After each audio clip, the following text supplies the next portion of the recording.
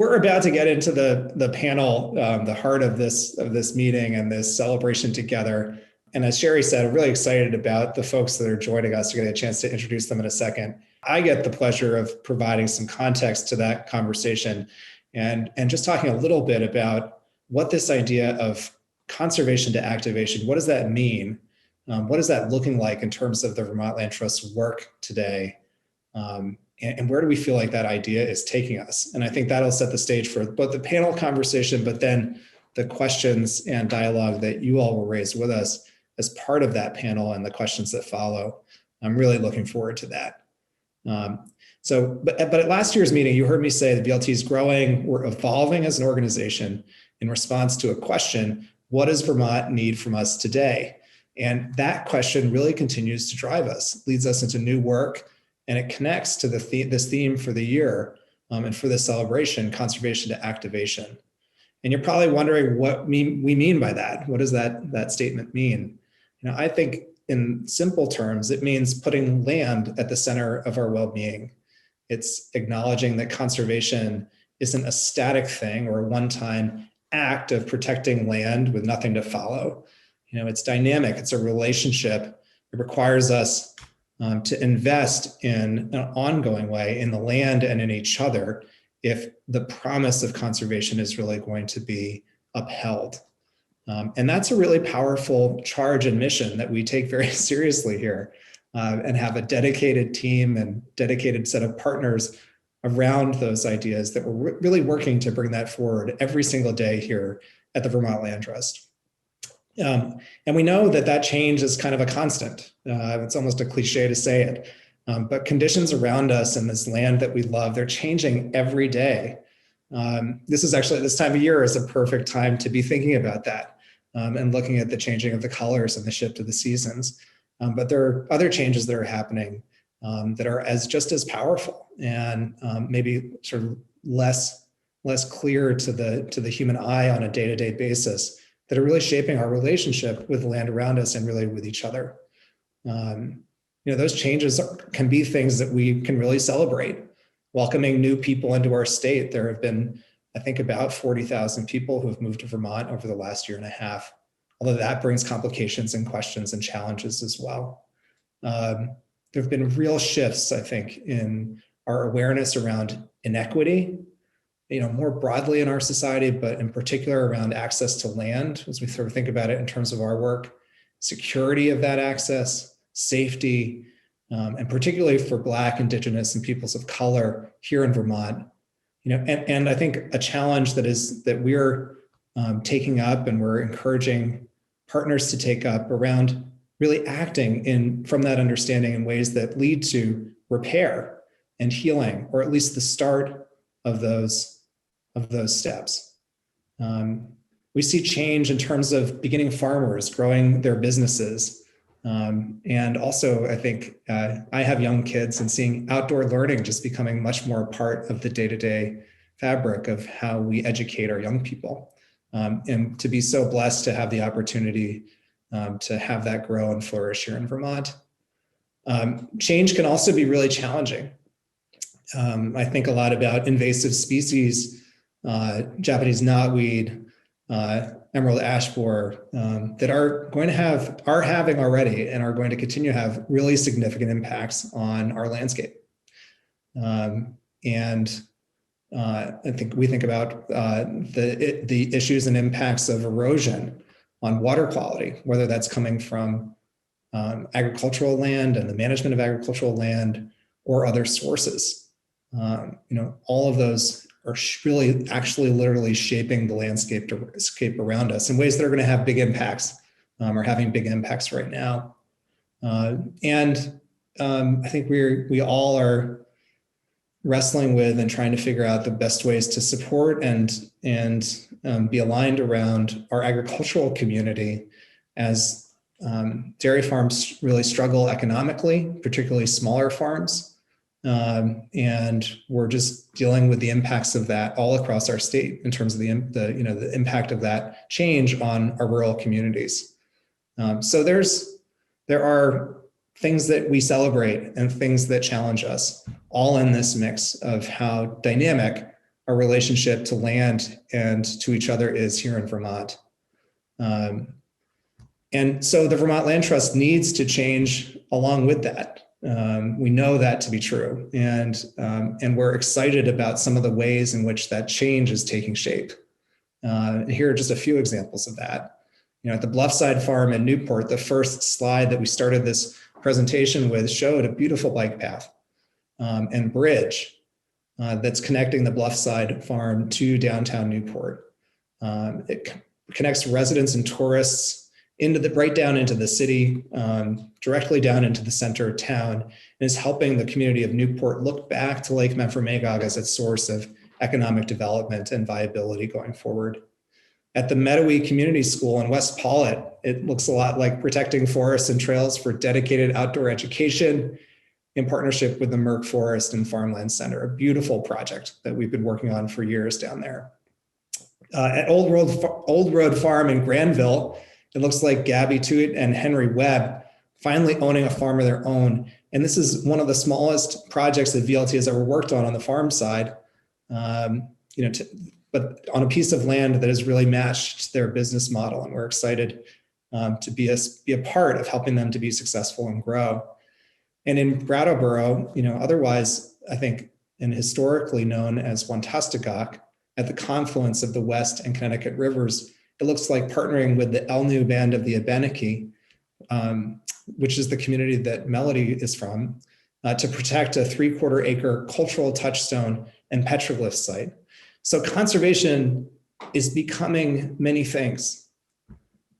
Conservation today is driven by community and it's shaped by place. And that's what we mean by land activation. It's about connecting land with lives, because when we work together towards the common good of land and lives, all can thrive. Today, as we gather at what is starting to feel like the end of 2021, I feel the weight of this moment. I'm sure many of you do.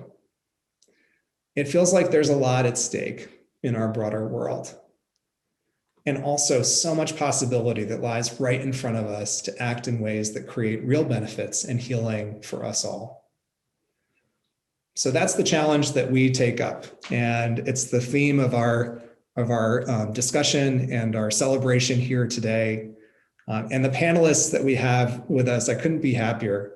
I think are going to just really help us to dig into this set of questions and bring some real life stories and experience to bear on the question of VLT's work and where we're heading.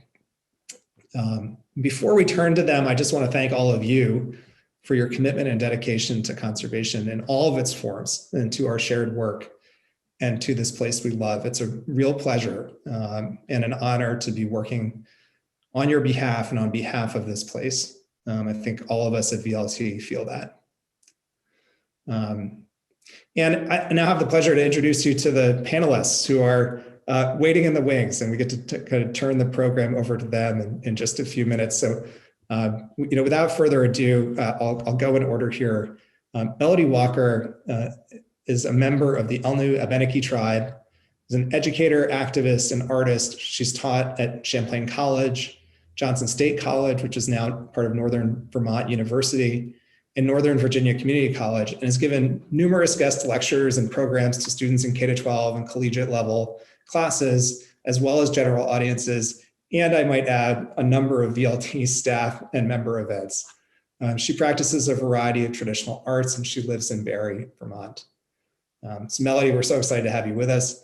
Jessie Wisher and her husband Gregory started their farming careers in northern Arizona, but moved to the Northeast in search of farmland with a more secure source of water. And for 8 years, they've leased land for their flower business, Understory Farm. In 2021, they were finally able to purchase their own land in Bridport, Vermont, through Vermont's VLT's Farmland Futures program. And then Darby Bradley, it's a pleasure to introduce you, Darby, was instrumental in the creation of the Vermont Land Trust. He joined VLT founder Rick Carbon, who we spent some time remembering earlier on in the program. He joined Rick at VLT when it was called the Ottaquiche Regional Land Trust. He later succeeded Rick as the president, a position that he held for 25 years. His wish was to not only protect the land, but also the livelihoods of those who make their living from the land. And that guided his work and the work of the Vermont Land Trust. And during his tenure, wait for it, over 500,000 acres of productive farm and forest land were protected. So it's my real pleasure to welcome all of you. I think we're going to have a great panel, and I'm going to switch it back over to you, Sherry, to kick things off. Great, thank you. So we're going to, Nick and I are going to share the moderation of this panel. We'll ask some questions of our panelists to begin. And at the end of the presentation, we're going to open it up to questions and answers from the audience. And we'll ask you to type your questions into the question and answer function on this site. So, Darby, are you ready? This is the question for you. We asked you here to come and remind us of VLT's origins and of the values that created this organization. So can you tell us just a bit about how the VLT, the Vermont Land Trust, came into being?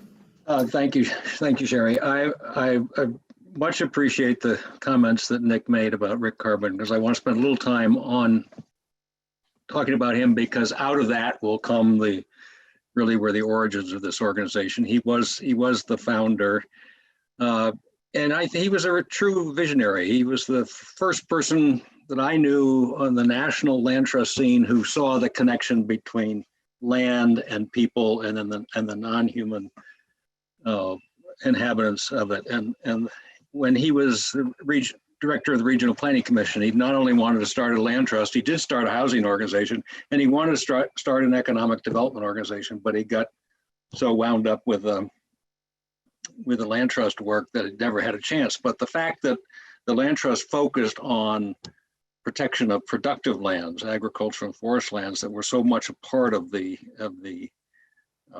rural economy in Vermont, that expressed that third goal. He had two great accomplishments. One was just starting a land trust at a time when nobody understood what a land trust did or what a conservation easement was. There was no funding for land conservation. And here was a little organization with no track record at all, asking landowners to take a chunk of their assets and maybe their kids' inheritance and put it into land conservation, give it to the land trust, on the idea that the land trust will be around longer than they will be to look after this thing. I mean, that was a tremendous leap of faith. And it's a big leap of faith for any landowner today, but the early ones you really had to admire. And you had to do that, you really had to gain the trust of owners. And Rick was able to do that, and people around him were able to do that over the long term. The second big accomplishment of his career was to put together a coalition of housing, conservation, and historic preservation interests. This was about 1986, 87, that conceived and lobbied for the creation of the Vermont Housing Conservation Board, which, if you know the scene in Vermont, has had just an unbelievable impact on both affordable housing and land conservation throughout the last 34 years. And this was at a time when housing, open space and housing organizations were fighting each other in Massachusetts because they saw each as canceling out the other. Whereas Rick saw and brought others into it. He didn't do it all by himself, but he was the one who really understood those connections. And that we're talking about the health and vitality of a community. And it needs housing, it needs economic development, it needs open space, it needs recreation areas, needs lots of things. And so the focus on the community was very much a part of it. And I think was the big contribution. I mean, we were very successful as a coalition and still going strong after all this time in getting funding for it. But it's this idea that we don't work just in our own silos. We don't try to conserve every piece of land. We look for opportunities to work with housing organizations, recreation organizations, native communities. And so looking back, I mean, a lot of things that not so much fun about growing old, but one of the fun things is looking back and seeing the connections with what's happening today with something that happened 40 years ago. And Rick was very proud of the organization and how it's evolved and the way it's still evolving. I'm sure, like me, he wants to come back every 100 years and see what happens. And so I'll leave it at that. Thank you, Darby. Jesse, we asked you to join in the panel today to kind of share what it's like to be a farmer these days. So our specific question really is just, can you tell us a little bit about your farm and what it's like to farm in Vermont in 2021? Sure. So we grow about 80 different cut flower varieties and sell mostly to a wholesaler in Burlington that then distributes the flowers all throughout the region to designers and florists. We also sell to grocery stores, and we have a flower CSA program, and we do some weddings. So just to give you kind of a layout, because one of the challenges has been being a very kind of alternative idea of a farm. Like a lot of people are like, what do you farm? And I think it's even been a challenge to be taken seriously in some ways, and also to be eligible for certain resources that Vermont offers because we're not producing food. So I think there's a huge opportunity for farming as a state to really kind of rethink what enterprises could work here. And I think that's happening, and that's exciting. We went through a long winding road of trying a lot of different things before we came to this. There's a pretty saturated market when it comes to like diversified vegetable farms. I mean, it's still possible, but I think it was important for us to think outside the box. And then in reflecting, we worked with farm viability, the farm viability program, which helped us really, that was a key point, and I think in our success, helping us to write a business plan, and like having somebody hold us accountable and look at what we're really doing and what makes sense. And that's what helped us like focus on flowers.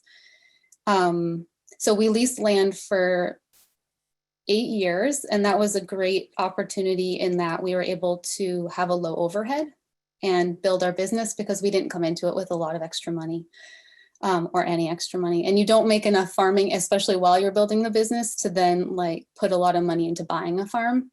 And so I just want to speak a little bit to working with the VLT, the Farmland Access Program, in that we feel really grateful. I feel like they chose us, or we were able to be here because they really valued that hard work we put in, and that we had a business plan that made sense. We had an existing business, and not as much, it wasn't as important like how much money we could bring to the table.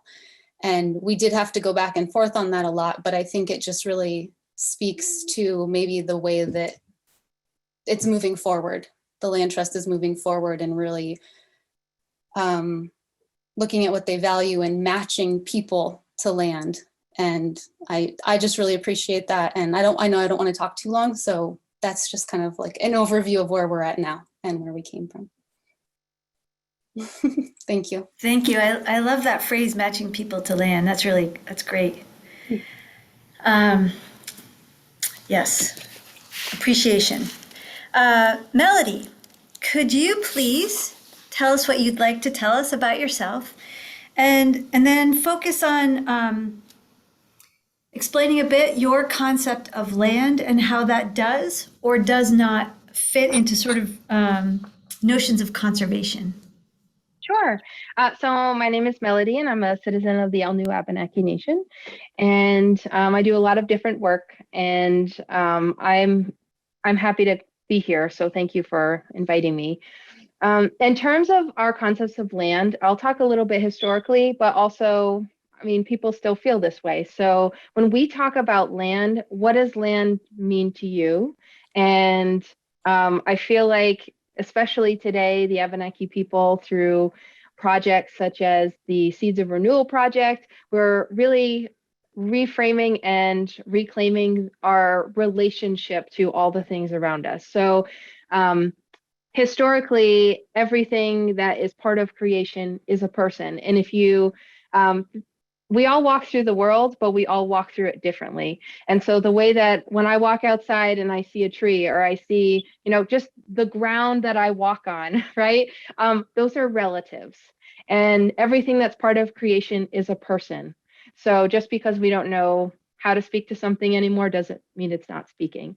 And someone said to me, actually this morning on Facebook, it was kind of funny, but I thought it was very appropriate for the day, but they said, everybody else has rights and we have obligations. And I'm going to tell you a really short story about creation itself. And this is one of our many creation stories, but in the beginning, Creator put all beings in a line, from the ones they created first to us, human beings. We are the last people to be created.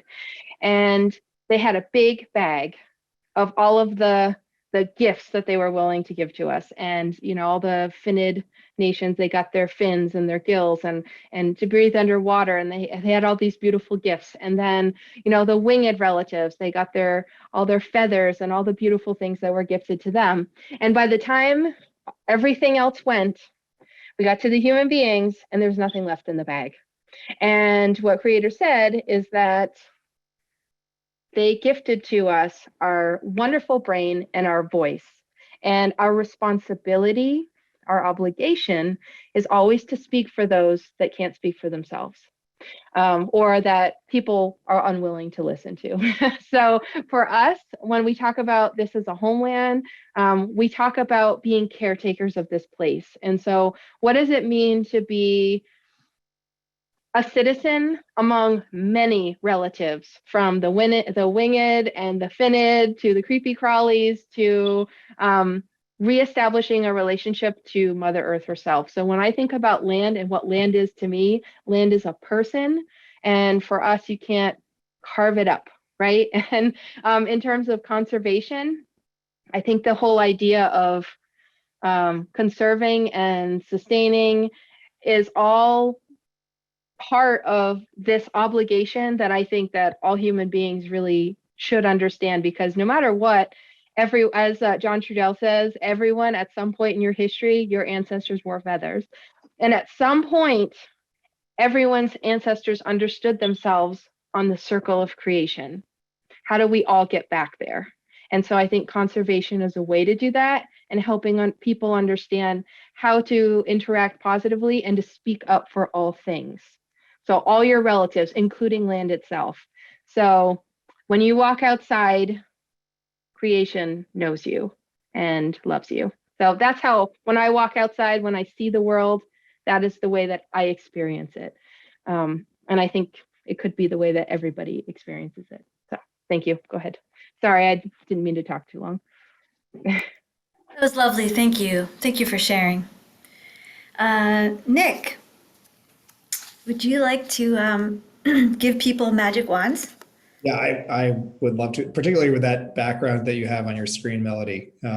Just kind of screens.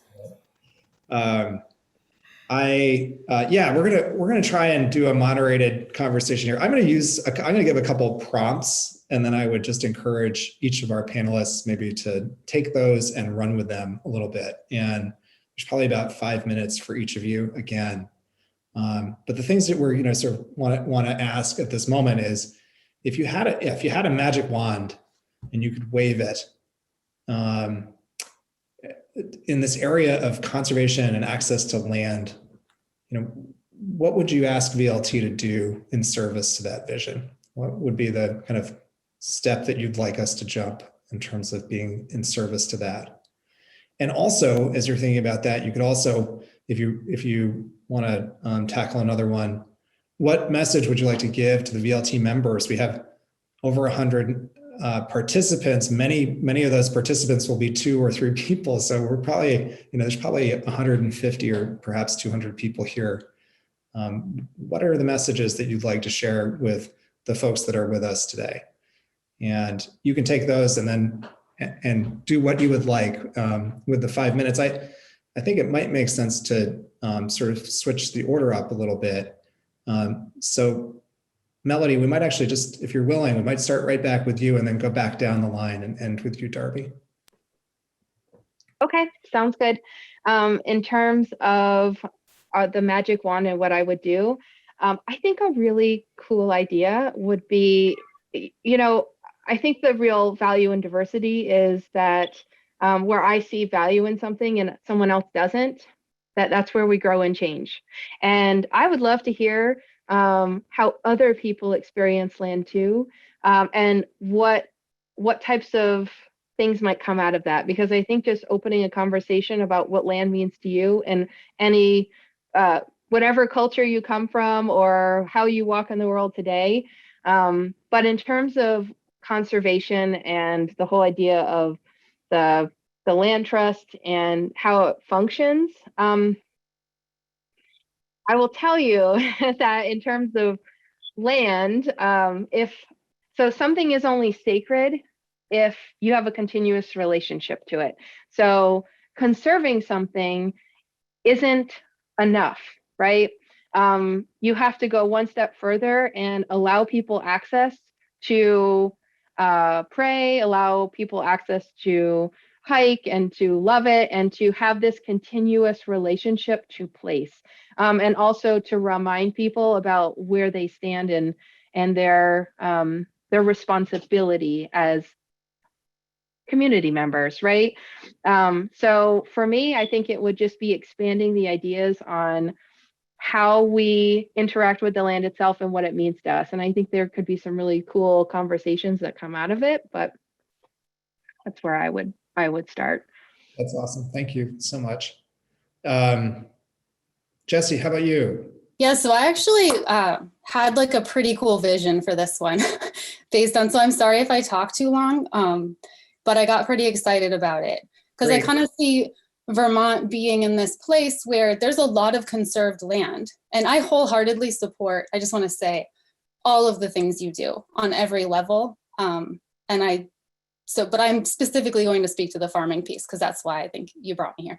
But we're in a place where we have all of this beautiful conserved land, and we're at a place where we can be really kind of creative about the types of enterprises, the diversity of the farmers, the scale of the enterprises that exist here. And then I see like that being where we want to go, having a diverse, sustainable agricultural community.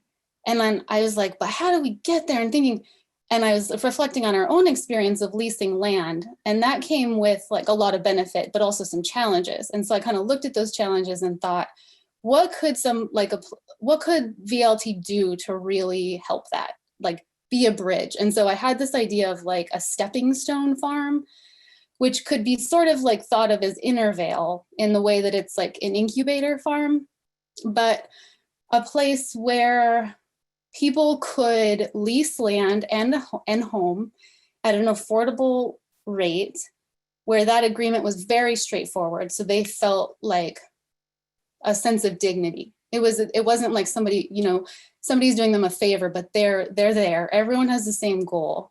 And there's resources available that they can utilize for building their farm, but also that once they move on, those resources are still available for somebody else to use. And then I dreamed up like maybe then they would be like, given that opportunity, they would be able to write a business plan. They would be able to have all of these extra resources to be ready to purchase or to be ready. I still struggle with feeling like we own this land. I didn't grow up owning land. I'm the first person in my family to even go to college. I was raised by a single mom, so I'm still just a little bit in disbelief, but I do feel more importantly that it's the right space for us to have this relationship with the land. So I can really feel what Melody is saying. Like we feel so grateful to be here and to take care of it. And I feel like you all sensed that, and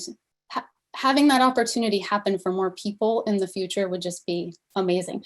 And I actually took notes, so I just want a really quick look to see if I'm forgetting anything. That lease agreements, resources, helping people be qualified to purchase a farm, I also thought it'd be a great place for like community research and more education possibilities.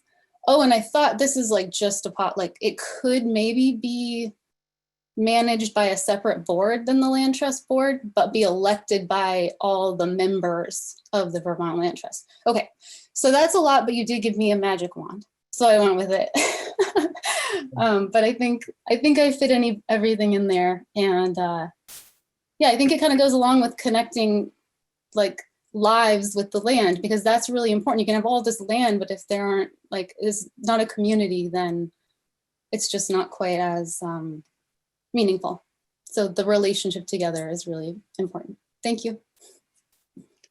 Thanks, Jesse. I get excited about visiting that place that you just described.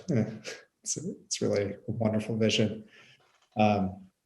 Darby, over to you. Well, lots of thoughts rolling around. I think Melody painted a beautiful picture of the community's connection to the land, and Jesse, I think some of what's important about your ownership is that you feel a sense of obligation and are willing to invest in that piece of land, keep the fertility up or make it better, do those things that not only will some of which may not benefit you, but may generate future. So there's a balance there. I think one of the things that the Land Trust is doing to give a community a sense of ownership is this community involvement, like Bluffside Farm, where you got a community steering committee, you got community fundraising, you get community management, community gardens, and there's a sense of ownership. We did some great projects in the 1990s where we had a lot of land, a lot of money from some foundations, and we were able to go in and do a 400-acre farm and do it very quickly, and the community was supportive, but it didn't feel really connected to that. It was sort of like a bunch of outsiders came in. And that money is not completely gone, but you've had to change the model, and actually you've gone back to some of the original things that Rick Carbon had to do in the 1980s when there was no money for land conservation, and that's involved the community. So that's a great thing. I think one of the things that you have to recognize, and it took me a long time to recognize, is that our vision is very limited. I thought, great, I love this idea if I could do something forever. And 40 years later, you're a little bit more humble, 50 years later, about the thought of being able to do anything forever, because everything is changing around. You alluded to this, the science is changing, the knowledge is changing, the climate's changing, the people who are involved are changing, and the business of agriculture is changing. And somehow we have to allow those changes to occur without undoing the commitments that we made to the original landowners, whose visions. But just go back and think about a farm in Vermont in 1821 and say, wow, what if we put a conservation easement on that farm? How relevant would it be today? So, that's one thing. The other thing I would say to people is that land trusts are a different kind of organization. You are promising to that landowner who's giving you a conservation easement or whatever to do something forever. Almost no other organization says, I'm gonna, do this and I will look after this land forever.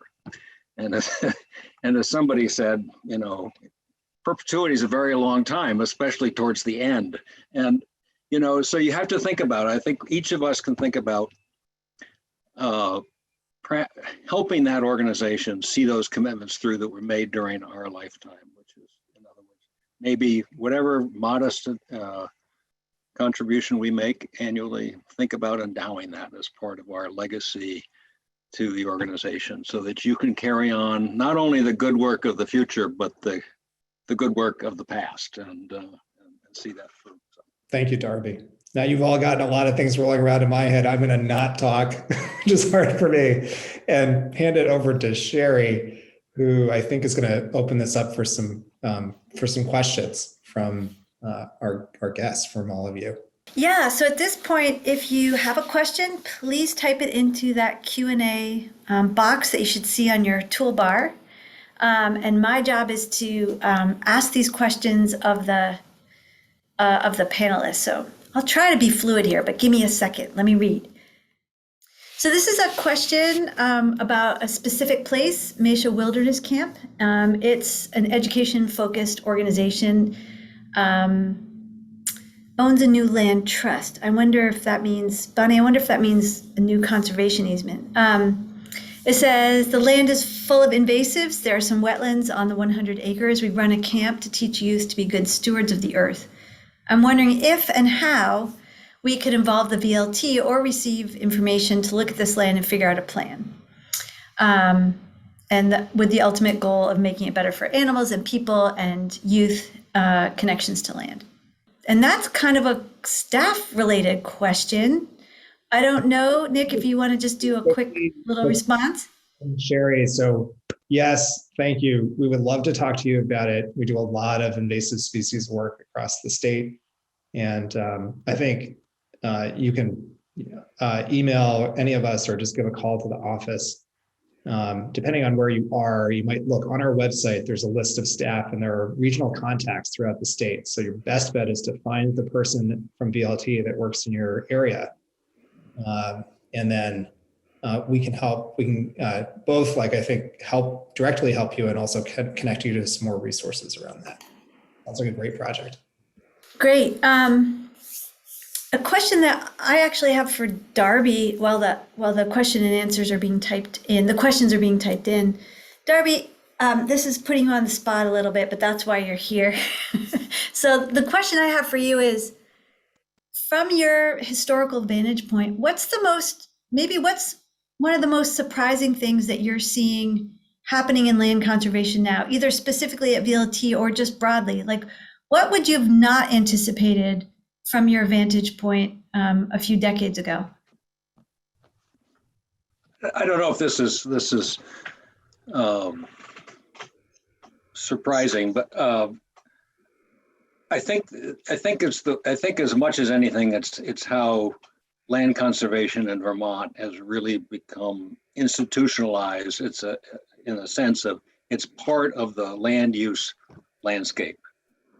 40 years ago, we were not only having to convince the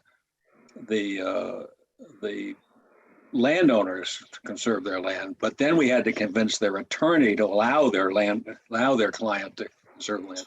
Then we had to fight with the town over what was, whether this was a disaster from the town's grand list. And today, most of those issues are gone, and it's really it's not for everybody. But I think the thing that, I don't know if it's surprising, but it's just sort of a natural evolution that it is part of the options that are out there for any landowner. And not only can they talk to the land trust, but they can talk to, if you're a farmer, 700 other farmers who have gone through this and who are working land that's under conservation easement. And so it's just some of the myths that were running around at the time have gone, and other real issues have come up. So I don't know that I would have anticipated or Rick would have anticipated all that 40 years ago, that we would be so far along in this evolution. Great, thank you. I'm gonna give Melody the hardest question ever. So why not? We're all thinking creatively here. So one of the audience members typed in concern about climate change is sort of the existential and moral crisis of our time. And my question for you is, from your point of view, how does a group of people go about tackling that? We know that VLT has been thinking about this for a long time and has actions in place, but from your point of view, how do we start? How do we begin? How do we continue the work of addressing that scale of change? Okay, so I think about climate change in many different ways. There's the natural cycle that happens, right? So 10,000 years ago, this was covered in glaciers. And so if you look at a lot of our stories, it is the transition of how we change from that point on. So climate change happens, but in terms of speeding it up and what we're doing to the earth and to Mother Earth herself, I think that the way to get around that and to come back in sync is for everybody to step back onto that circle of creation together. So one of the gentlemen who is in El New with me, he's one of my very good friends, his name's Frog, and he once said to me that Western society would level a mountain to see a sunrise. And we, on the other hand, would walk up the mountain, find ourselves on the way, and we still get to see the sunrise, and it's still beautiful, and it's still a person. And so if we can reframe ourselves, I think, and we're going to have to get away from the idea of ownership and change it more to relatives and living in the cycle together. So how do you use what you have and the space that you have and together communally? So I think the only way to really combat this is to change the overall framework of the way all of us live on the earth and figure out how we can do this together. And, you know, you can never go back to being hunter-gatherers. You can never go back to being, there's just too many people to sustain that type of life. You can never go back to being, you know, everybody just, you know, living purely off the land. We have to have some form of collaboration together. So I think that we have to come up with a new story, and we have to come up with our vision together, not just what I think, but what all of us think. And I think we can use our collective differences in the way we think about land and the way we think about conservation to come together to do that. So I don't know if I hope I answered your question, but it's a big one. I mean, I feel like you could talk about this for, you know, a whole class, like a 16-week class, just saying, right? But thank you. There are several textbooks in there. Jesse, a question was raised by an attendee about affordable housing. So you mentioned the relationship between the need for affordable housing, farm labor housing, and access to land. And this person notes the difficulty of that, and difficulty even VLT has had in making farm labor housing available. So do you have any thoughts about